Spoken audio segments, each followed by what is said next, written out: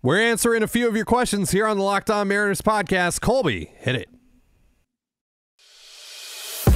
You are Locked On Mariners, your daily Seattle Mariners podcast. Part of the Locked On Podcast Network, your team every day. It is Friday, December 9th, 2022. This is Tidy Gonzalez and Colby Patnode for the Locked On Mariners podcast, brought to you by BetOnline. BetOnline has you covered all season long with more props, odds, and lines than ever before. BetOnline is where the game starts. Thank you so much for making us your first listen. Subscribe, like, and turn on alerts if you're watching on YouTube, or subscribe and leave a 5-star review on your preferred podcast platform if you like what you hear. And if you want to hear from us even more, please consider signing up for our Patreon. The link, as well as our social accounts, is in the description below. Stay tuned to the end of the show to find out the winners of Colby's card giveaway. We finally got that all figured out. We got the winners picked. We're going to be announcing those at the end of the show. And if you do skip forward, come on back, because we are going to be going through some of your questions. We asked you guys on Twitter to send us your Mariners questions or non-baseball related questions, but we're only answering Mariners questions because that's really all you guys asked today. So let's get into the first question from Max. Who would you rather trade for, Bryan Reynolds or Randy Arozarena? Which is the better deal? Which would cost more? Better fit? Also, do we know if the Mariners, or rather the Rays, want to deal Randy? Love the show. So, Colby, you've talked about playoff Randy quite a bit. So what do you think? Bryan Reynolds, Randy Arozarena? Who are you going with? Yeah, so in a vacuum, I would pick Bryan Reynolds. I think he's a better fit for Seattle. Switch hitter, can play some center field, just a better overall player as well. But I think the two players are close enough in value to me that if Arozarena were to cost significantly less, which seems unlikely, but if that were the case, then I would target Arozarena. The interesting thing about Arozarena is that we don't know that the Rays are necessarily shopping him, but he is a lot of people's favorite dark horse trade candidate because the Rays do stuff like this all the time. So nobody in Tampa is really ever off limits, I guess, except for maybe Wander Franco right now, but Tampa's a weird team. They'll do stuff like this, and then they'll trade guys they don't have to, and they'll trade them for bulk sometimes. And you're just they do some weird stuff, but it usually works out for them because they're smart. But when you just look at Arozarena and Reynolds, I think Reynolds is a better fit.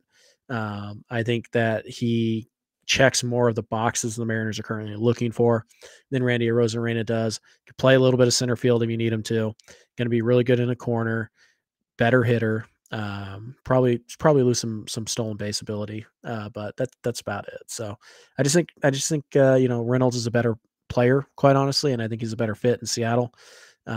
So in a vacuum, again, I would say Reynolds. If you tell me that Reynolds is going to cost Brash, Kelnick, Harry Ford and Emerson Hancock, or I can get Arozarena for the same deal, but I get to keep Hancock or something like that, then I would take Arozarena, but I just don't see that being likely because Arozarena has 4 years of club control left. Reynolds has 3. So despite that, I would still say I would still pay for Bryan Reynolds before I would pay for Randy Arozarena.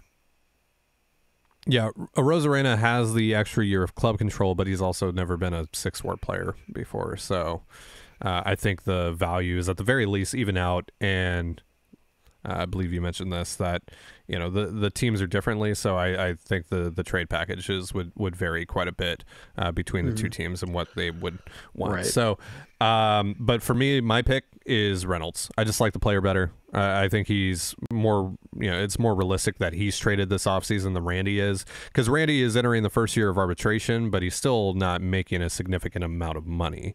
The Rays don't have to move off of him. Maybe when we get to year 3 of arbitration, but we're only at year 1 right now, then it becomes a conversation.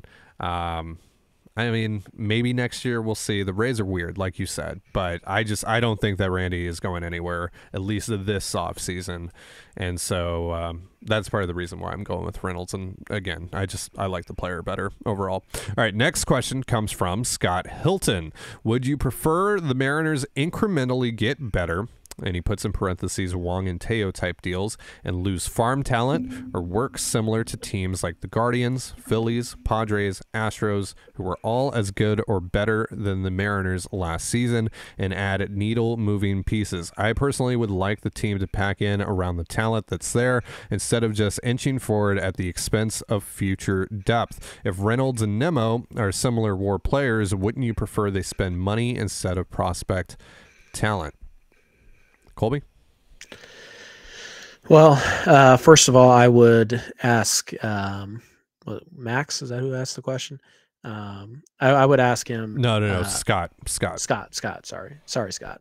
I would ask you, like what needle moving moves have the Guardians and the Astros made this winter? Because the Astros are an objectively worse team right now than they were on the last day of the World Series. They've lost Justin Verlander. They don't seem to have any real desire to go replace him in free agency. They have options, but come on, they're not going to be Justin Verlander in year one. They added Abreu, which is nice, but they're still in a deficit right now. They are a worse team than they were at the end of the World Series. And the Guardians added Josh Bell. Like Teoscar Hernandez is every bit as good of a player and better than Josh Bell. So why is Josh Bell a needle mover, but Teoscar Hernandez isn't? I would also ask, By the way, Teoscar Hernandez and Colton Wong both had a higher F4 in 2022 than Josh Bell. Right. And they've filled bigger needs. So I would also ask, what talent, farm talent, have they given up this offseason? Adam Macko. Good point. I mean, Macko is a nice prospect, but he's a guy who was on the way down in most prospect ranks. He had trouble throwing strikes. He had trouble staying healthy. He's a 6'0" lefty who right now is probably headed to the bullpen. Now, I still like Adam Macko. I think he's a good talent, but that's it. That you've given up a lottery ticket and you're sacrificing your farm talent. They haven't done that yet. So, and they did it to get a player who's an upgrade. And that's kind of the other thing is that Colton Wong and Teoscar Hernandez, they're not menial upgrades over what you had last year. They're significant upgrades. Teoscar Hernandez in a bit of a down year was still a 127 WRC plus guy, still a 2.5 win player. He's a 3.5 win player, and you know what? He's going to play every day. You can't say that about Mitch Haniger, and you can't say that about Jesse Winker.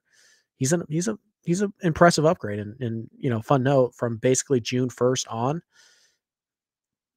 Teoscar Hernandez and Julio Rodriguez were the same hitter.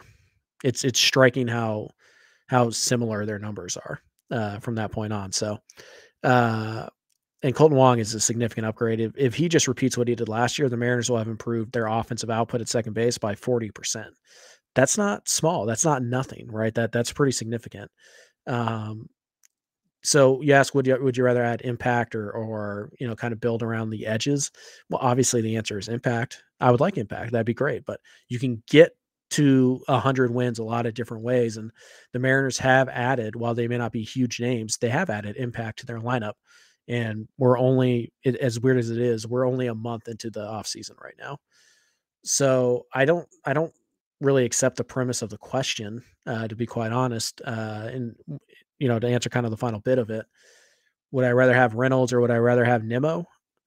I'd rather trade the prospects for Reynolds than give Nimmo 8 years, 160 million. And remember, you have to beat that, not just give that to him. You have to beat it. Otherwise he's going back to the Mets, which he ended up doing. I would rather trade the prospects because I get a better player, in my estimation, a younger player who's still in his prime, a safer player. Nimmo's missed a lot of time. People seem to overlook that. And I get that guy for a bunch of unknown, because that's what prospects are at the end of the day. They're unknown quantities. So to me, I don't scare off because you have to trade, from your farm system, because I trust the Mariners player development and I trust their scouting, and I trust Jerry Dipoto and Hollander and Scott Hunter. And I trust them to kind of replenish that. And they're in a really good spot to do that in this year's draft and international free agent class. So I'm not afraid to trade prospects. Like a lot of people, just spend the money and keep your prospects. Well, maybe, but you get worse players if you go into free agency. There's a reason these guys make it free agency, right? Very rarely does an absolute stud with no warts get to free agency. Every single, because those guys get signed before they hit free agency. So I would rather go trade for Bryan Reynolds than give Nimmo the contract he got. Now the Mariners don't really have any choice right now. Like if they wanted one or the other, now they have to go trade for Reynolds. But to me, I don't accept the premise of the question. And I think that, to answer the second part, Reynolds is a better player. So I would rather go get Bryan Reynolds. I don't really care about the prospects, to be honest with you. Yeah. The thing that I would add, two things to keep in mind with the trade market and why certain teams like the Mariners prefer the trade market. You're going to get younger guys. You have the chance to get younger guys because you're not landing a 24-year-old on the open market. Just doesn't happen with the way that that club control works in baseball. The other thing is that you have the inside track on extensions. You get to see firsthand if this guy fits in your ballpark or in your ball club rather, and if you want to keep him around. And you can do that without handcuffing yourself to a considerable amount of your payroll for over half a decade. So that's the other thing to keep in mind as well. That's why teams prefer to go that route, or certain teams prefer to go that route than spending big on the biggest free agents that hit the open market, which, there are going to be some guys that do hit the open market that are, like Colby said, the guys that don't have any warts, like Aaron Judge. But also, Aaron Judge turned down $400 million from the San Diego Padres to go back to the New York Yankees. Right? So that's the other thing, too. One last thing that I'll add on all of this is that, and I'm not saying that you're doing this, Scott, but we can't, on one hand say, oh, I'm concerned about how these prospects are going to perform in the future. I'm concerned about future depth. I'm concerned about sacrificing future depth, all that stuff. And then rag on Jerry DiPoto for thinking about 2026. Yeah. Financially. Those things can't coexist. One contradicts the other. So, yeah. All right. We got more questions coming up here in just a moment, but real quick, a reminder, this episode of Locked On Mariners is brought to you by Built Bar. You got to try this. I'm talking about Built Bar's new reimagined flavors, white chocolate peppermint granola. It's Built's take on the granola bar, so it's more filling and still insanely tasty, and candy cane brownie puff. Built Puffs are like biting into the universe's most delicious cloud. First off, for anyone who hasn't tried Built Bars before, they're literally the best tasting protein bars ever built. They're revolutionizing nutrition as we know it with 100% real chocolate, 17 grams of protein, and shockingly low sugar and calories. I'm talking 130 calories. Just sink your teeth into that first bite and it'll change your life forever. I'm not kidding. There will be a time before you tried these new Built flavors and the magical, wonderful time afterwards. And you're probably wondering which new flavor is my favorite. Well, that's an unanswerable question to say the least. They're all unbelievable and they're all different, so you can order a mixed box and try all 5 flavors for yourself. Built, you gotta try this. Get 15% off your order right now by using the code LOCKEDON15, that's LOCKEDON15 at built.com. You're listening to the Locked On Mariners podcast. Thank you so much for making us your first listen. Let's get back into these questions. Starting with Jay Sierra, who asks, given our current offseason moves and some of the blockbuster deals position players are getting, seems the Mariners' focus needs to shift to run prevention. Do you think we have a shot at Koudai Senga, or are the Mariners likely out on all high-profile free agent ads? Colby? I don't think you have a shot at Senga any longer. I think Seattle was very interested. I think the market just got away from him. We're hearing reports that he's got, 6-year deals, 6 guaranteed years on the table from teams. That is a lot to guarantee a 30-year-old who's never pitched in the big leagues and, has some questions about whether or not he can stick in the rotation for multiple years at the major league level, who has some walk issues. He doesn't have pinpoint control or anything like that. And has never gone over 180 innings. We know that sometimes arms that come over from Japan, they struggle to acclimate, to pitching once every 5 days instead of once a week. Like, there are some very real concerns about Senga, and giving him 6 years guaranteed at what is probably going to be more than $20 million AAV. You look at what the market has given Taijuan Walker, what it's given Jameson Tyone. Those guys are solid number fours, but that's their ceiling is a number 4 pitcher, and they're getting $18 million a year. Senga's going to get 20. So are the Mariners going to guarantee Senga 6 years and $120 million? I can't see that happening. And on top of that, we've also heard that Senga wants to pitch in a big market. Is Seattle a big market? I would say no. So I think he's probably headed to the Mets. Maybe the Yankees get involved here. Boston, possibly. The Dodgers. He's going to go. He wants to go to a big market team, and he apparently already has 6-year offers on the table.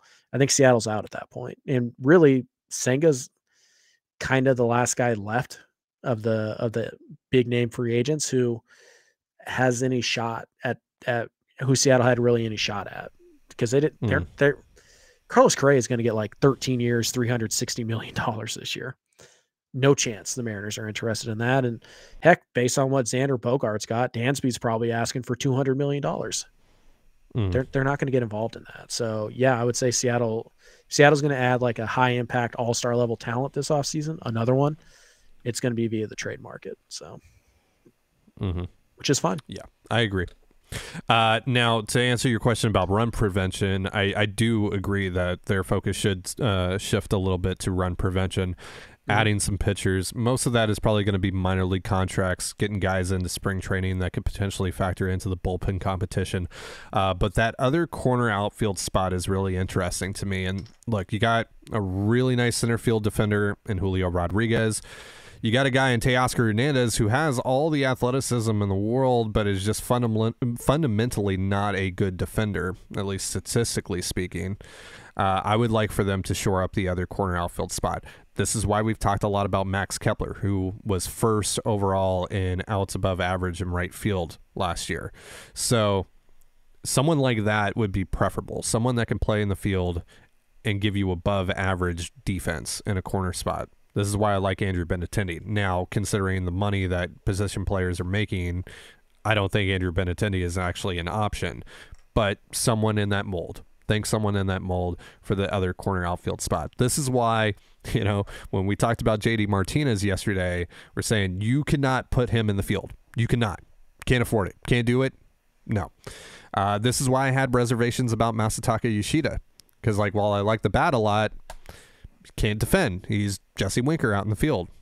Maybe slightly better. Who knows? But not a significant upgrade. That's a very low bar to clear. So I want someone significantly better. I want a legitimately good defender in one of my corner spots.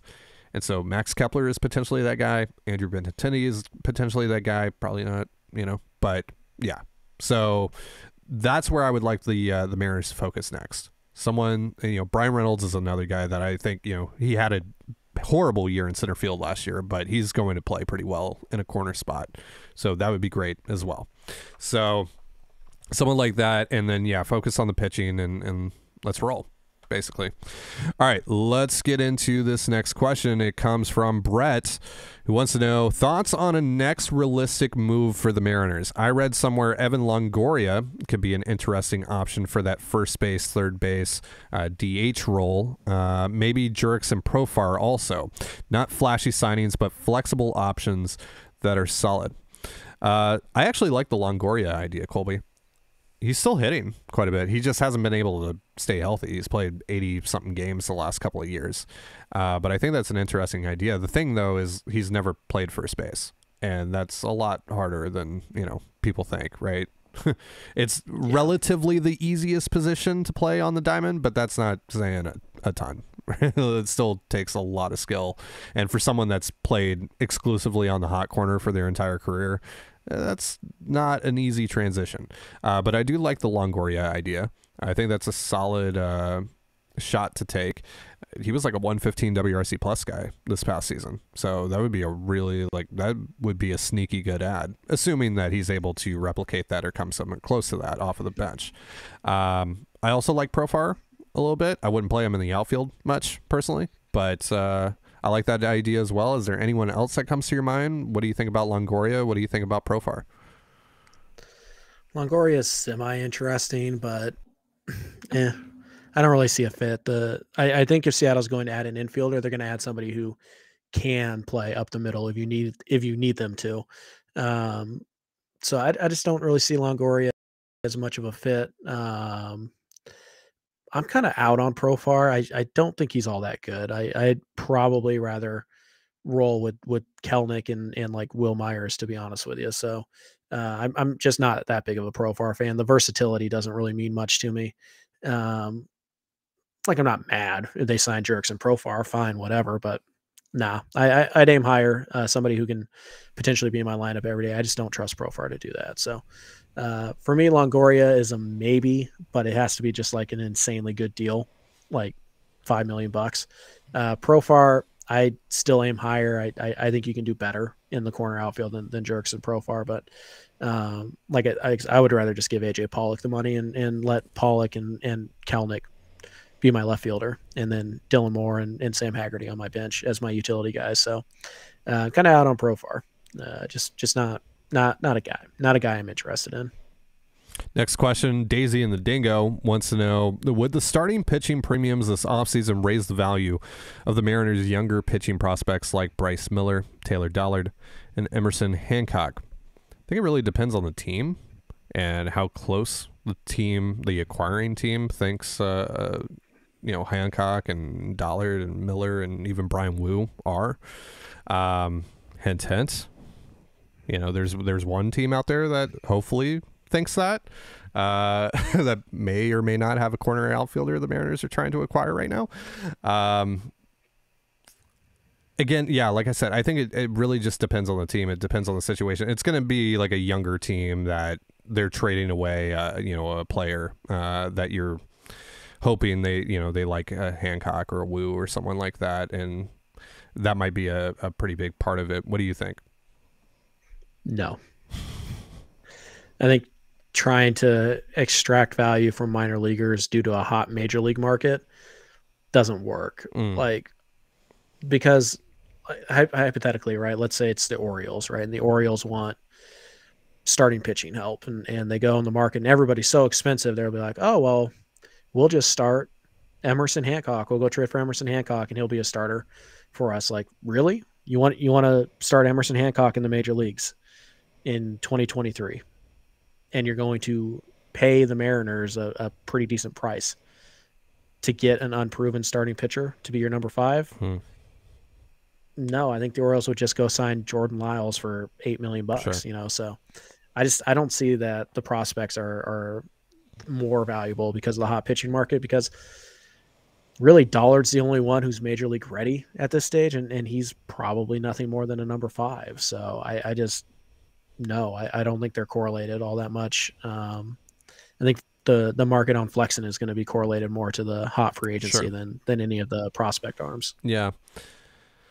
Yeah, I mean, I guess my aspect, or the aspect that I was going with, is just like, if you're a young team that's like, I just need innings, but maybe I could use those innings on someone that's actually interesting, and I don't have anyone that's interesting. Maybe that makes sense, instead of just going and paying $8 million to Jordan Lyles for no reason. But right, but I think a team that's like, oh, let's just see what we can get out of this guy is a team that, that like they don't care about starting. Like, they're losers. I mean, essentially that's what they are. Right. They're going into 2023 saying we're a bad team. Yeah, we're trash. Yeah. And so they're going to go out and they're going to try and get in Emerson Hancock or Taylor Dollard because they like them long term, not just because the free agent market is really hot right now. Yeah. Gotcha. All right. Final question of the day comes from Scott Judy. Is there a player/trade the Mariners were linked to and didn't get that you look back and wish they would have done whatever it was needed to get it done? There's one that sticks out in my mind. No. There is one that sticks out in my mind. Maybe you'll agree when I say it. Maybe you're not remembering. There was a time where Jeff McNeil was a part of that Jared Kelnick and Justin Dunn deal. Allegedly. Never confirmed. But that one is painful. Right. I mean, I'm not saying that they just swapped out Gerson Bautista or Jeff McNeil for Gerson Bautista. I'm not saying that exactly, but it does hurt when you heard that it could have been potentially, allegedly, Jared Kelenic, Justin that the Dunn, and Mariners Jeff McNeil. asked. Yeah. Yeah. The Mariners asked about that. Like, that's as far as I'm willing to go. So because that's not like confirmed by anybody, no. I don't count that. Are we talking just the Poto era? Does the question specify? I don't know. I don't think so, but because you remember when Jackson Rinzik had a shot at David Price in 2014, and they could have gone Felix, Price, and Iwakuma, and they got involved in the David Price deal. They were in the Price deal, but they didn't want to give up Taijuan Walker for like a year and a half of David Price. Yeah. So instead, they gave up Nick Franklin for a year and a half of Austin Jackson. That's that one hurts. Yeah. And then I guess you go all the way back to like 2000. I wasn't even a fan of the team at that point. I barely knew baseball was a thing. Juan Gonzalez in the year 2000. Yeah, but Joel Pinheiro for Juan Gonzalez. Yeah. Yeah, that they probably should have done. And Pinheiro was pretty good for Seattle for a little bit, but yeah, you probably still should have done that trade. So no, because like, I mean, I hate doing this too, by the way. Like, I get why it's a fun question, don't get me wrong, but I hate like, oh, they should have done that deal. Revisionist history, so hindsight is 2020, all that stuff. Yeah. So just like I've always loved the idea. Like, I would love an idea of like a book of like trades that almost were, and like why they didn't happen. Because the trades that don't happen are almost always more fascinating than the trades that do. Mm-hmm. But we just don't have a lot of info. Like we know maybe 1% of the talks that happen between major league front offices. So, if Jeff McNeil was actually part of that deal, then that would have been a bummer. But like, what, Jerry shouldn't have pulled the trigger unless they added Jeff McNeil? No. So it's kind of a tough question to answer. But yeah, like all the reports were they're like, if Jackson Rinzik had traded Taijuan Walker, they could have gotten David Price for a year and a half. I think it was a year and a half. Mm-hmm. And that 2014 bullpen, as good as that was, and then you go Felix, Iwakuma, Price. It hurts. It hurts. You might have been the Royals. It hurts. You legitimately might have been the Kansas City Royals. So it hurts. Yeah, that one stings a little World bit, Series MVP Logan Morrison. Heck yeah, Lomo. Yeah, Lomo. Never remembered how many outs there were, but yeah. Hey, remember? He would have remember when he got innings in the outfield? That was fun. That was a fun time. The Jackson Rinzik era was wild, man. It was something. Jackson Rinzik looks at this past year's Phillies team and sheds a tear. Yeah. It's like, oh. Yeah. That was his dream team. That's what he was trying to build in Seattle. Mm-hmm. All right. It's time. Let's announce who's getting your cards, Colby. So we reached 4 goals. Thank you so much to all those that helped us get there. We got well over 5,000 YouTube subscribers. We have moved on past 3,000 followers on Twitter. So we're giving away 4 cards. Taylor Dollard, Taylor Trammell, Cal Raleigh, Jared Kelenic, all signed. And let's start with the Dollard card. The Dollard card is going to Papa Freddie Fred. Congratulations. So the thing that we should say here is that you got to claim this. In order for you to get it, you got to claim this by Monday's show. That's what we agreed on, right, Colby? Yeah, you have the weekend. Yeah, so you have the weekend. And all you have to do is email us at lockedonmariners@gmail.com. It's also in our description below if you're watching on YouTube, or if you're just listening to the audio version of this, it's in the description of the show. lockedonmariners@gmail.com. Email us, send us your shipping address, and we'll get it out to you. Colby will get it out to you. All right, next card, Taylor Trammell. Who's that going to? Scott Judy, who asked us our last question. Yeah, double dipped. Okay. There we go, Scott. Big day for you. So you are taking home the Taylor Trammell signed card. Good for you, Scott. Congrats. Yep. All right. This one's my favorite because it's such a great pairing. The winner of the Big Dumper Cal Raleigh signed card winner is named Thunder Valley. Thunder Valley and Big Dumper. What a combo. What a combo. Congratulations, Thunder Valley. Again, email lockedonmariners@gmail.com with your shipping address, all that stuff, and Colby will get it out to you. Congratulations. And finally, the winner of the Sign Jared Kelenic card, which was our biggest goal.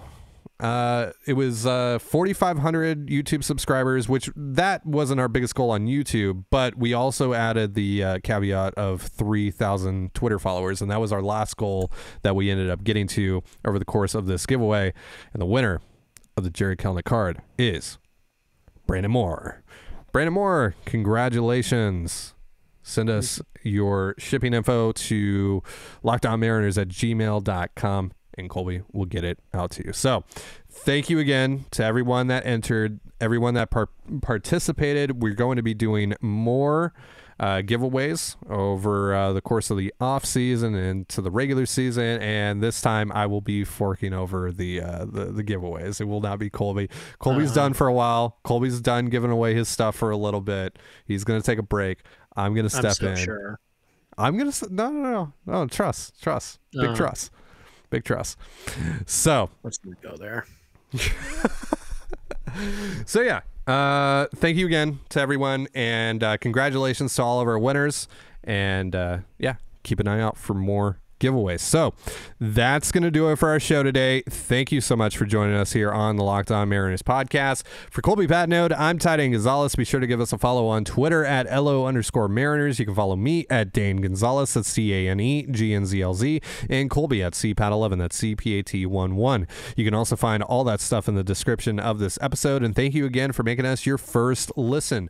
Now, for your next listen, check out the Locked On Sports Today podcast featuring the biggest stories of the day, plus instant reactions, big game recaps, and the take of the day. It's available on the Odyssey app, YouTube, and wherever you get your podcasts, just like us. And with that, have yourself a beautiful baseball day and a beautiful baseball weekend, and we'll see you next week. Peace.